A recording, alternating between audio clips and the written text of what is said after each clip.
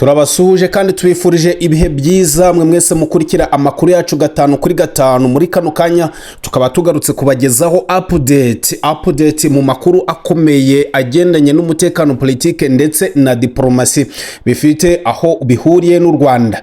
Yes, tudatinze muri kano kanya bidasubirwaho M23 yamaze kuba itangaza ko yamaze gufata umujyi wa Uvira ikoresheje amayira adasanzwe yo guha inzira umwanzi wayo agahungira mu gihugu cy'i Burundi, bityo uyu mujyi ukaba ufashwe hatabaye kurasana cyane nkuko byagiye bigenda mu yindi mijyi n'utundi duce. Hanagaragaye kandi amashusho atandukanye mu bihe bitandukanye agaragaza abaturage babyina bishimiye AFC M23. Leta y'u Rwanda yatangaje ko ibitero byo bikomeje kugabwa mu ntara ya Kivu y'Amajyepfo n'ingabo za Repubulika Iharanira Demokarasi ya Kongo FARDC, iz'u Burundi FDNB, imitwe ya Wazalendo n'umutwe wa FDLR ari ikimenyetso simusiga cyuko Kinshasa n'u Burundi bidashaka inzira y'amahoro ahubwo byahisemo igisubizo cya gisirikare. Mu itangazo ryasohowe na Minisiteri y'Ububanyi n'Amahanga, u Rwanda ruvuga ko FARDC imaze amezi menshi itegura ibi bitero kandi ibyo byose umuryango mpuzamahanga wari ubizi, ariko ngo ntihagira icyo ukora ngo biburizwemo. FARDC yo ikavuga ko ahubwo yagabweho ibitero n'ingabo z'u Rwanda zifashishije M23, ariko Kigali yo ikabihakana, ikemeza ko mu rwego rw'umutekano yashyizeho gusa ingamba z'ubwirinzi bw'igihugu. Kuva mu ntangiriro z'icyumweru gishize ibisasu byarashwe mu bice bya Kamanyora, Kaziba, Katogota n'indi mijyi muri Kivu y'Amajyepfo. Ibi bitero byahitanye abaturage benshi, abandi barakomereka ndetse n'ibikorwa remezo byinshi birangirika. Ibi bisasu byaturutse mu ndiri z'ingabo za Repubulika Iharanira Demokarasi ya Kongo ndetse zifatanyije n'ingabo z'u Burundi hamwe n'imitwe irimo FDLR. FDLR uyu ni umutwe u Rwanda ruvuga ko umaze igihe kinini uteje umutekano muke mu burasirazuba bwa Repubulika Iharanira Demokarasi ya Kongo, kandi ko utigeze usenwa n'ubutegetsi bwa Kinshasa nubwo biri mu masezerano ibihugu byombi byagiranye muri Kamena muri umwaka wa 2025.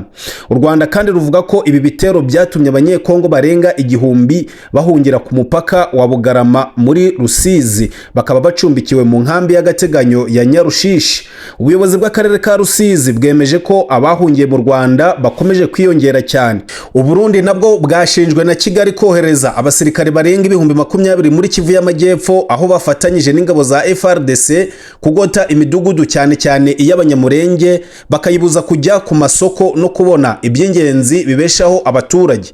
U Rwanda kandi ruvuga ko ibi byerekana ko u Burundi butari gushaka amahoro muri Kivu, ahubwo ko bwakongeje umuriro mu gihe ibihugu byo mu karere byari birimo gushaka uko byasubizaho agahenge. Ku itariki 27 Kamena mu mwaka wa 2025, u Rwanda na Repubulika Iharanira Demokarasi ya Kongo byo byasinye amasezerano ya Washington agamije guhosha intambara no gusenya FDLR. Aya masezerano yongewemo imbaraga ku itariki 4 Ukuboza ubwo Perezida Paul Kagame na Felix Tshisekedi bashyiragaho umukono bwa nyuma i Washington DC.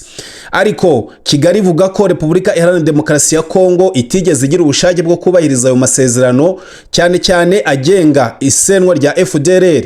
Ibi byanemejwe na Minisitiri w'Ububanyi n'Amahanga bwana Olivier Nduhungirehe, wavuze ko gushyira hamwe kw'akarere bigoye mu gihe Burundi bwakomeje kohereza ingabo mu burasirazuba bwa Repubulika Iharanira Demokarasi ya Kongo. Imbere ku mirongo y'urugamba mu ntambara zimaze iminsi, AFC M23 imaze gutsinda ihuriro ry'ingabo za Repubulika Iharanira Demokarasi ya Kongo n'u Burundi ahantu henshi.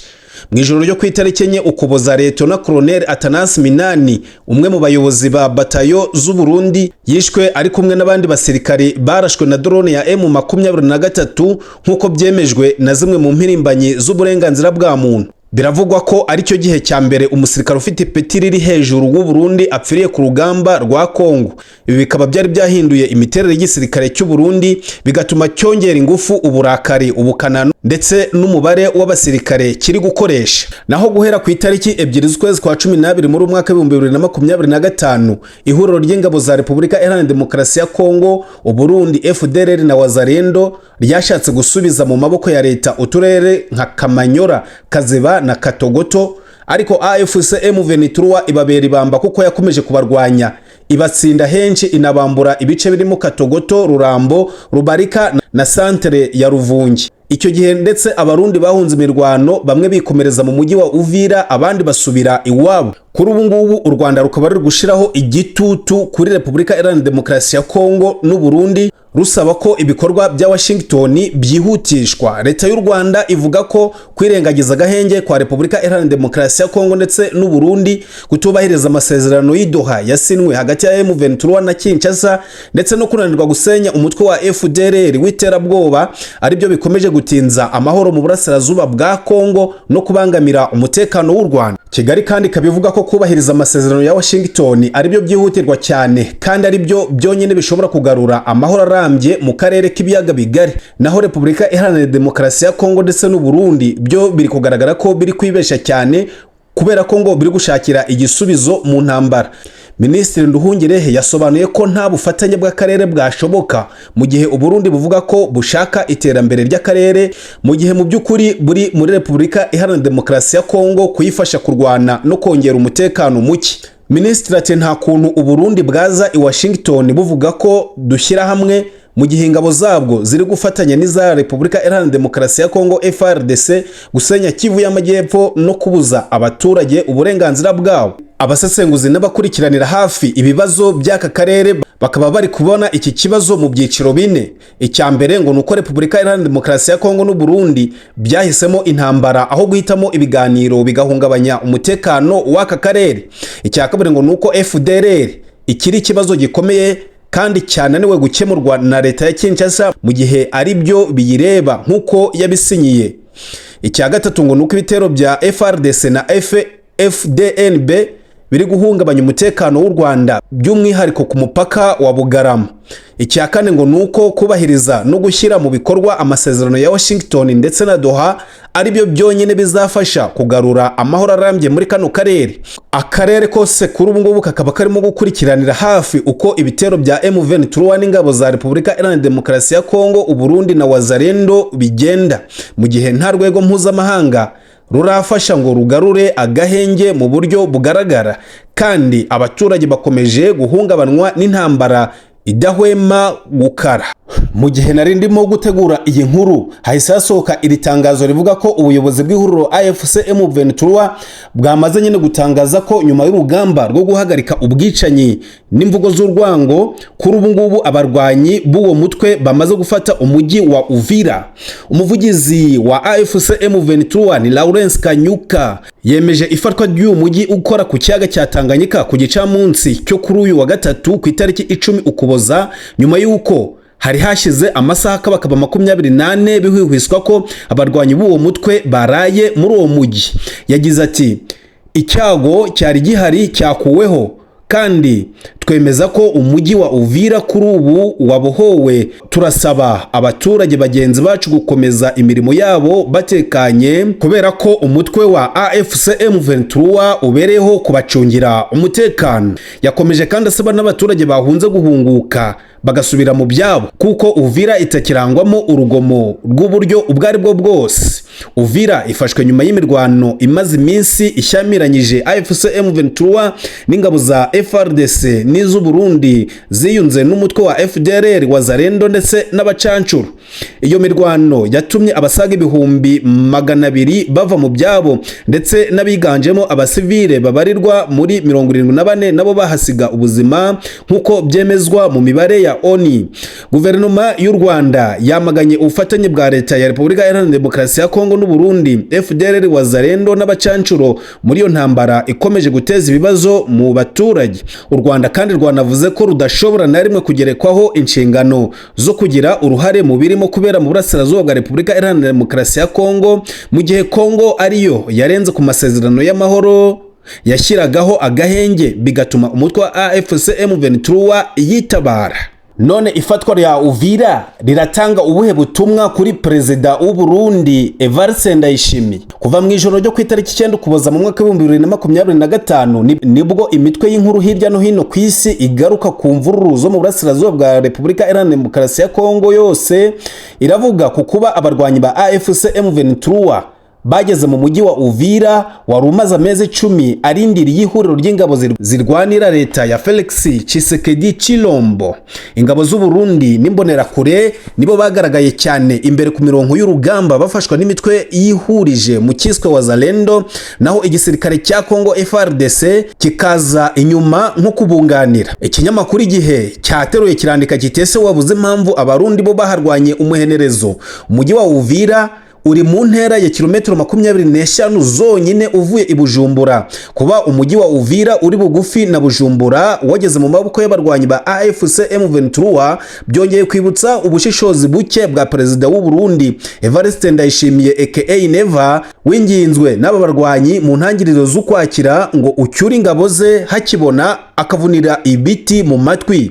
Aho ikibazo gikomerera nuko Uvira ari nayo yaturukagamo ibicuruzwa biva mu burasirazuba bwa Kongo bijya i Bujumbura, cyane cyane ibikomoka ku buhinzi ndetse n'ibikomoka kuri peteroli, amavuta n'isukari. Byahanyuzwaga mu buryo bwa magendu kuko bikomeje kuba iyanga mu Burundi.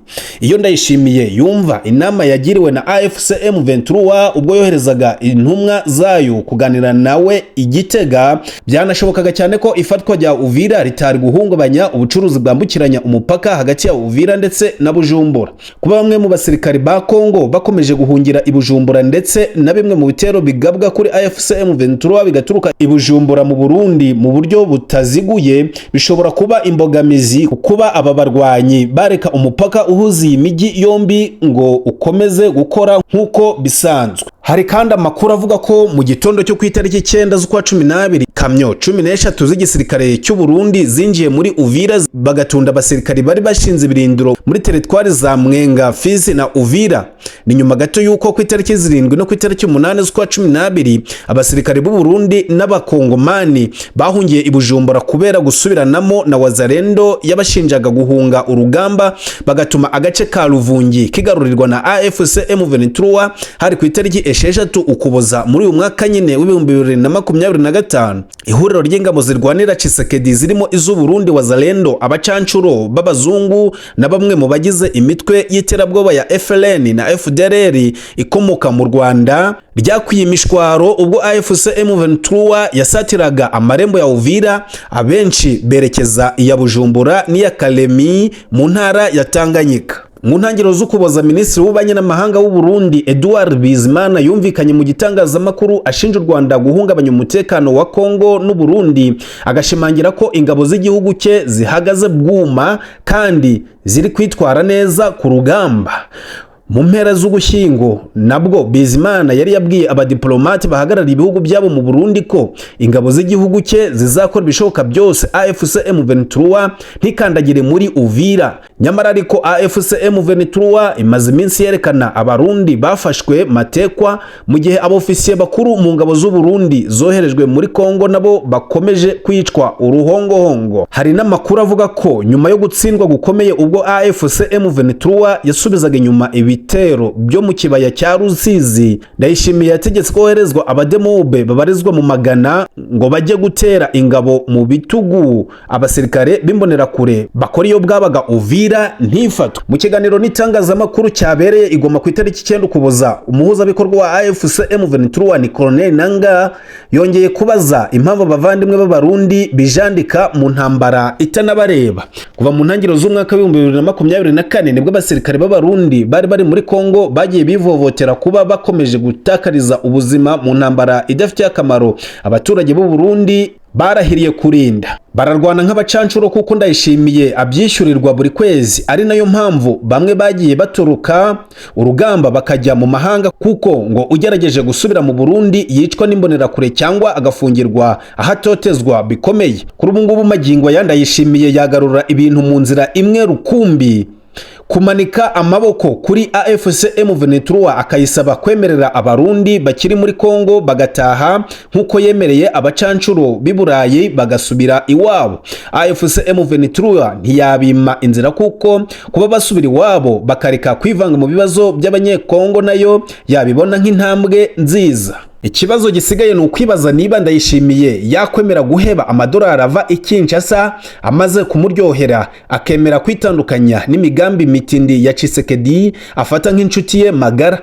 perezida umwe rukumbi babasha kuvuga rumwe mu karere. Bikaba bigaragara ko natazibukira akaga kagera ku barundi batuye i Bujumbura basa n'abari mu kato.